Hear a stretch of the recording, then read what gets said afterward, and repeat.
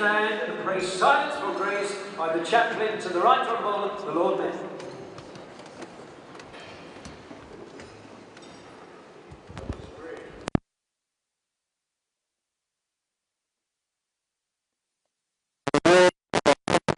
And for the enduring friendship shared between our two nations. May the spirit of this evening inspire continued cooperation, deeper understanding, lasting peace and concord.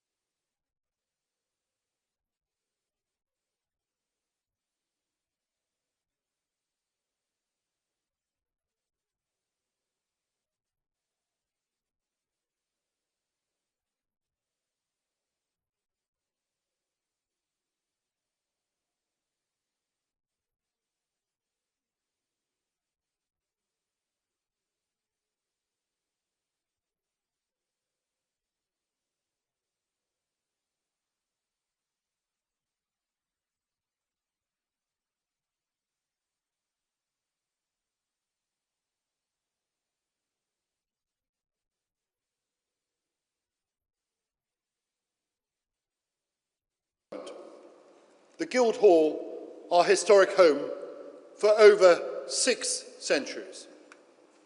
In that time, these walls have played host to many a momentous occasion, including the trial of Lady Jane Grey, England's famous 9 Days Queen, the only woman in history to envy Liz Truss for her longevity.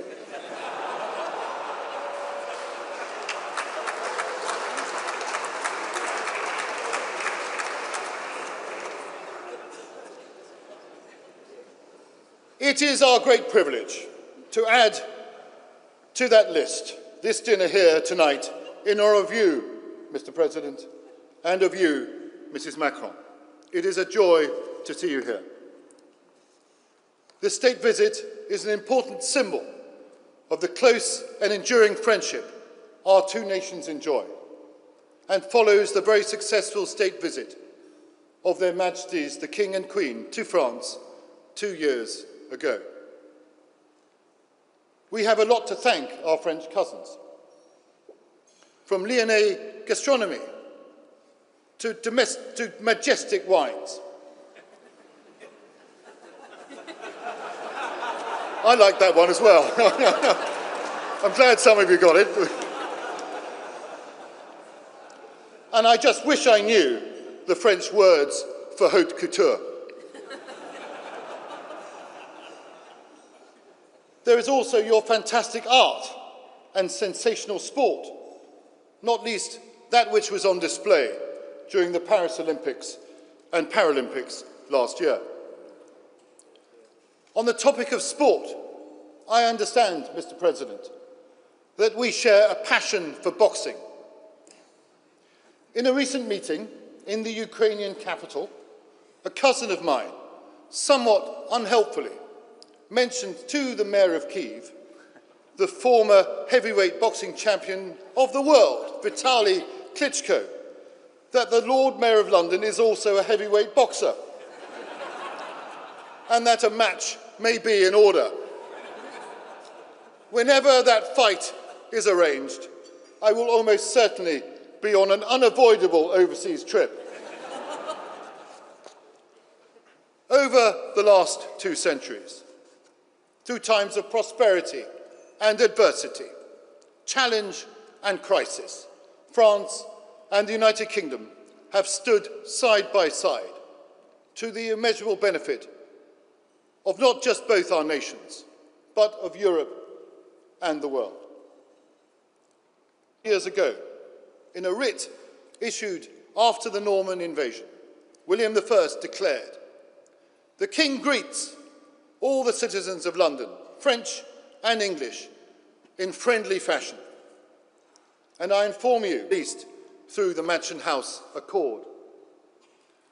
The Mansion House Accord is an industry-led commitment from 17 of the largest United Kingdom workplace pension providers that has the potential to unlock £100 billion of investment for infrastructure projects and high-growth businesses, with half of that sum invested into the United Kingdom and the other half invested around the world. Here in the city, we welcome the agreements reached at the EU-UK summit earlier this year, and we hope the European Union and the United Kingdom can continue to enhance our cooperation in financial and professional services. It's an industry which is indispensable for growth, for tech, for green transition, and for meeting our defence funding commitments. Our policy chairman, Chris Hayward, is fully supportive of these efforts.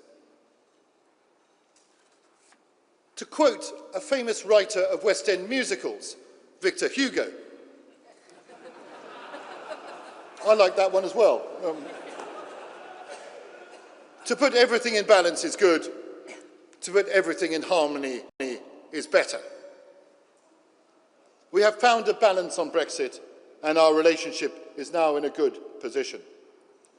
But it could be even more harmonious through a more pragmatic, coordinated approach.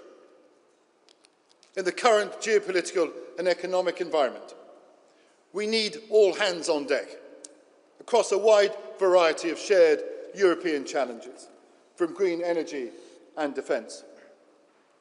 We must reduce barriers to cross-border financing and avoid restrictions for investment in key strategic sectors.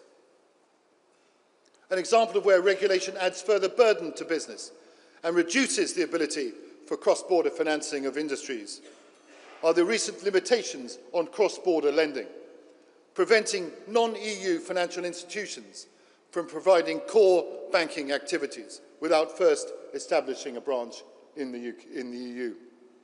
This ultimately raises the cost of capital for all European businesses. Policymakers and supervisory authorities should assess the impact of their policies on the availability of investment for critical business in Europe. In this period of uncertainty, Europe looks to France and the United Kingdom for stability, but also for solutions. Cooperation between our two great nations is of greater importance now than at any time since the Second World War, as we work together once again to defend European security, most notably through supporting Ukraine, for which you have been such a strong advocate. While others around the world turn inwards, we must together relentlessly push outwards to defend our shared values, champion open, fair, rules-based trade, and deepen the exchanges of people, of ideas, of knowledge and finance upon which both France and the United Kingdom prosper.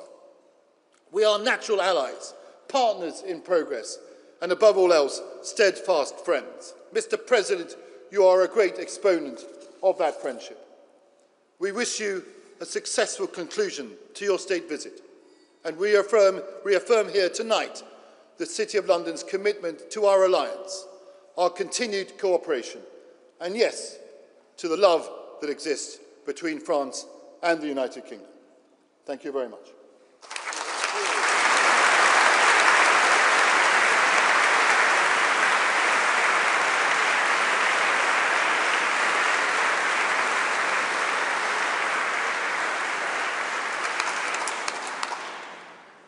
Now, may I ask everyone to rise for the national anthem of France, after which I will propose a toast to the President.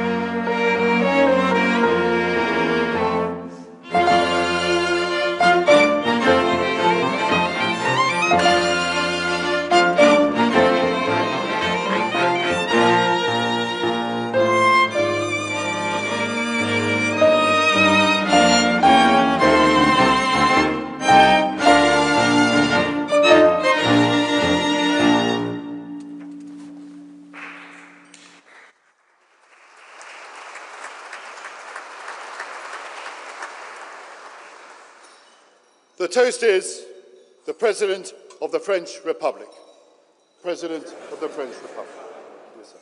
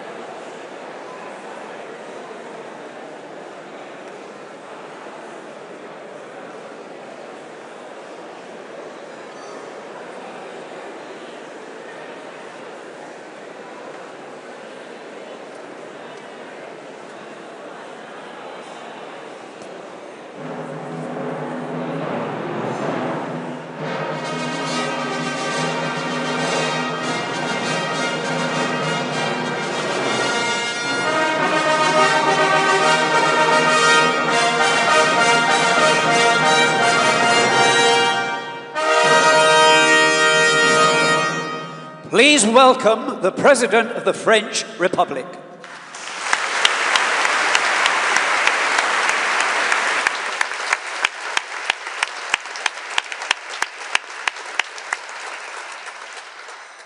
Lord Mayor, Your Royal Highnesses, Your Excellencies, my lords, aldermen, sheriffs, chief commoner, ladies and gentlemen. I have to confess that since the beginning of this dinner, I am a little bit anxious. Because I was put in a situation to be seated on a throne. And I have to tell you that for a French president,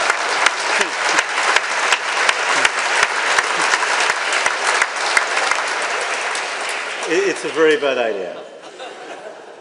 I'm very happy I survived. And I'm here with you. So thank you very much. My Lord Mayor, thank you so much for your kind welcome, for your words, and warmth of the audience tonight. It is an immense honor for my wife, my own delegation, and myself to be here with you today in what has been the beating heart of London's economy for over 8 centuries. The Guildhall, these guilds, which have always embodied the United Kingdom's trading power, is the only secular building to have withstood both the Great Fire of London 1666 and the Blitz in 1944. An extraordinary symbol. A symbol of your resilience, but also your ability to combine strong tradition and bold invention. Here, Britain's great history is not just in its past, but also its present and future. Your eye for excellence, characterized by audacity and discipline, opportunities and vision, has won universal admiration. And I have to say that the status of Duke of Wellington and Admiral Nelson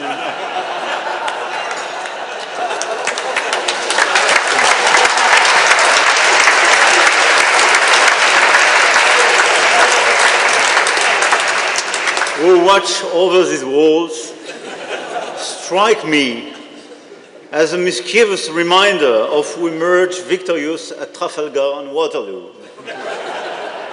As the French writer Alphonse Allais said, he's less famous than Victor Hugo, the odd thing about you, British, is that you always name your streets and railway stations after defeats.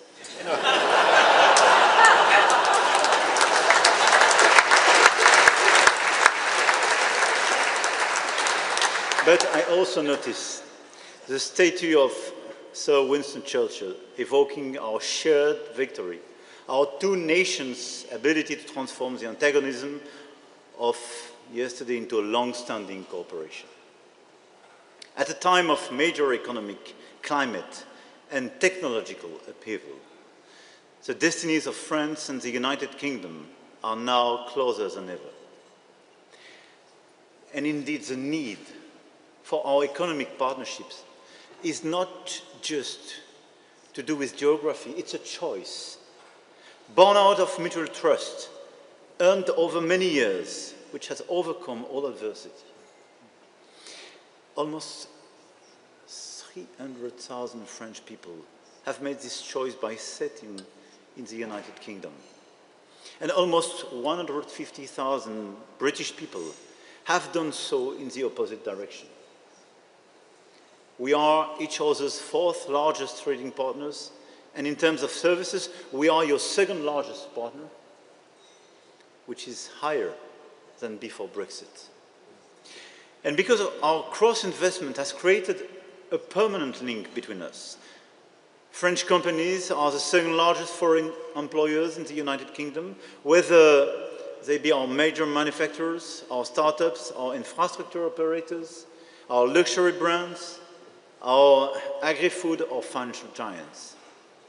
And please, allow me to thank the entire Team France in the United Kingdom, which has been nurturing this relationship on a daily basis. The Embassy, the Fred Chamber of Great Britain, Business France, and the Foreign Trade Advisors. Thanks to all of you.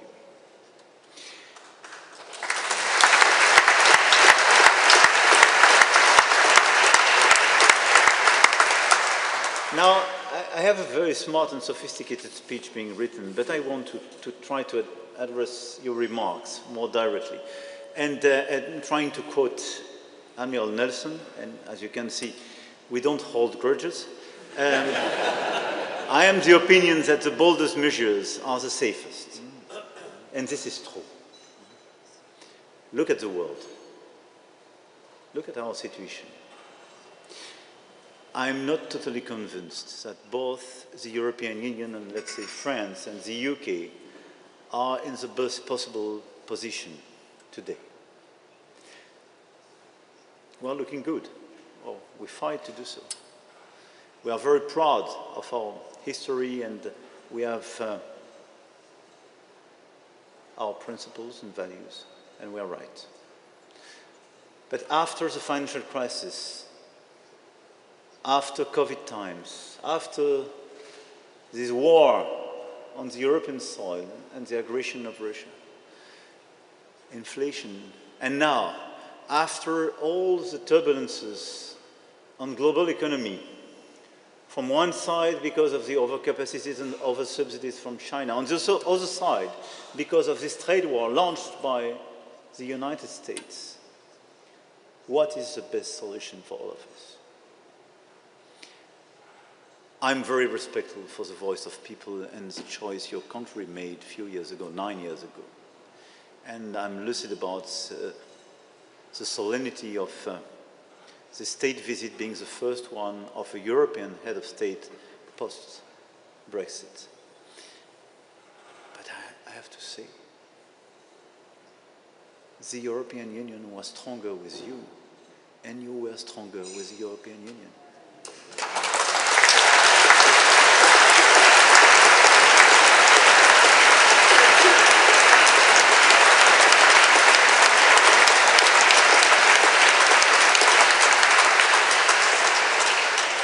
And look at this world.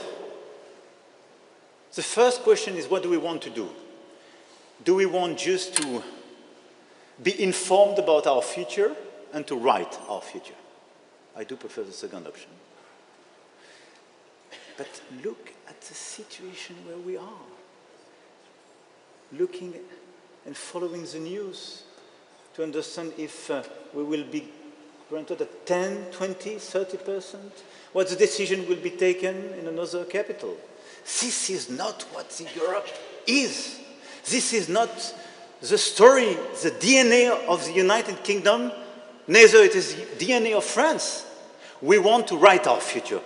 What we have to do is just to take the risk, to dare, and not to be the follower of a story being written by another continent. This point is a critical point.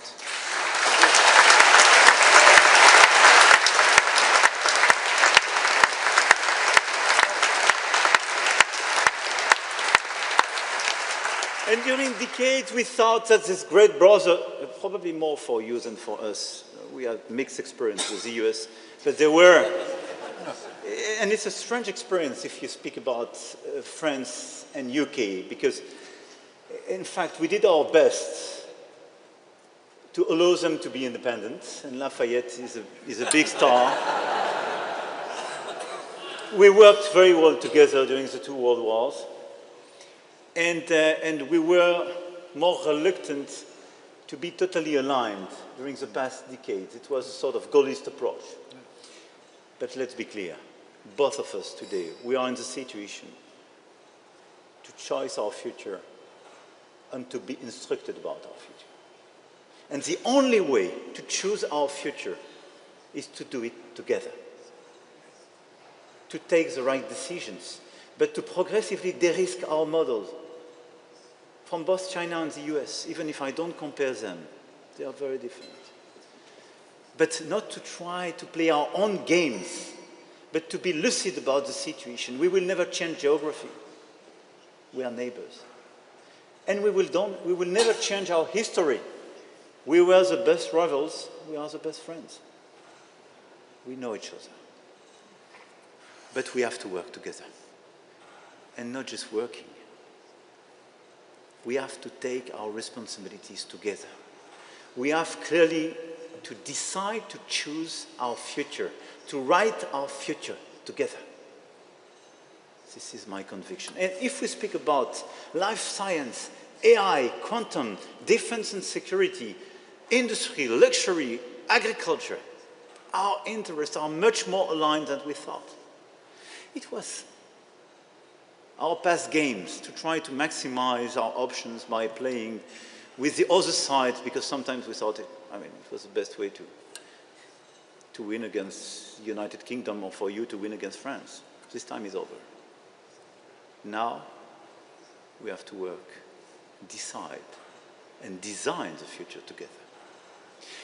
And we have to find together this taste for risk, future. We were discussing a little bit earlier, my Lord Mayor, about the risk adversity in our countries. And this is true. Our Europe was supposed to be an old continent. Be careful not to become an old continent. If we don't take any risk, if we just try to buy the book, meaning this is this elegance. This is very clearly this common decency. I quoted yesterday Tocqueville with this habits of the art. But yes, this elegance, this capacity just to remind ourselves that we are in a situation to have with us centuries and centuries of traditions and civilizations. And I think it's a chance, and it's very important. And taking risks doesn't mean that we should forget all these things. But being respectful, believing in civilization, arts, culture, respecting your partner as sometimes your adversaries, being predictable is a great advantage in this world. And both of us, we are made like that. And this is why we have so much to do together. So much to do together. This is why, and I don't want to be longer, but I just wanted to address your points. I'm not the one to decide for your country, and this is a chance for me because I have a lot of work with my own country, and I'm both blessed and humbled. And, but as you understood, I really believe that the European Union and the United Kingdom have a lot of things to do together. And the fact that last year, Horizon Europe Research Programme came back here was a very important moment. But it's just a beginning of a new era. But I would love to see our two countries working closely together for our common future and deciding together to choose for ourselves and taking much more risk together, investing much more together on green tech, AI, defense and security, life sciences, and changing the life of our fellow citizens together, and deciding together that defending our culture, our civilizations, our values is not so much old-fashioned, but just the right and smart choice to do today, and putting more sanity, conviction, passion to defend our common civilization is not just our duty, this is our chance. My Lord Mayor, under the watchful eyes of Wellington, Churchill and all these economic powers of tomorrow, I would like to raise my glass to renewed cooperation between our two countries and the future we will forge together. And I want to thank you for this unforgettable state visit. I want to thank, and I had the occasion yesterday to thank your King, but I have to tell how unique is your King for me, but how unique is your country for all of us. And I want, my Lord Mayor, to pay tribute to you and to thank you for this incredible evening. And I want to raise my glass to the Lord Mayor, to his wife, and to the City of London Corporation. Long live our Franco-British friendship, long live the United Kingdom, and long live partnership between France and your country.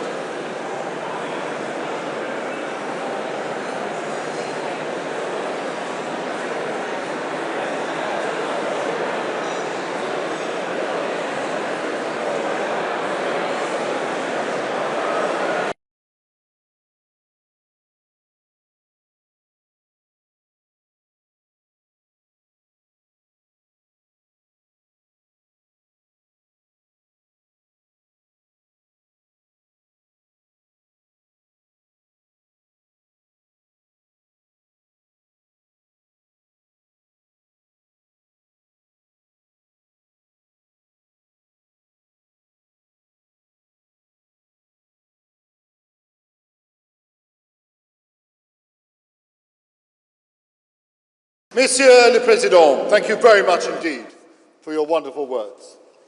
I think we're all moved by them and enthused. Thank you very much indeed for speaking from the heart in the way that you so wonderfully did. It's a real delight to have been present to hear that.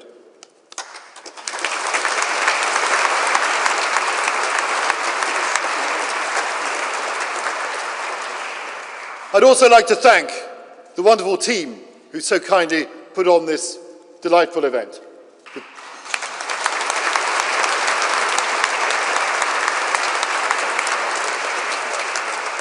Thank you to the excellent people who cooked the remarkable supper, plus also for all the staff who so kindly served us today. Plus also thank you all to our guests for being here and sharing this with us tonight.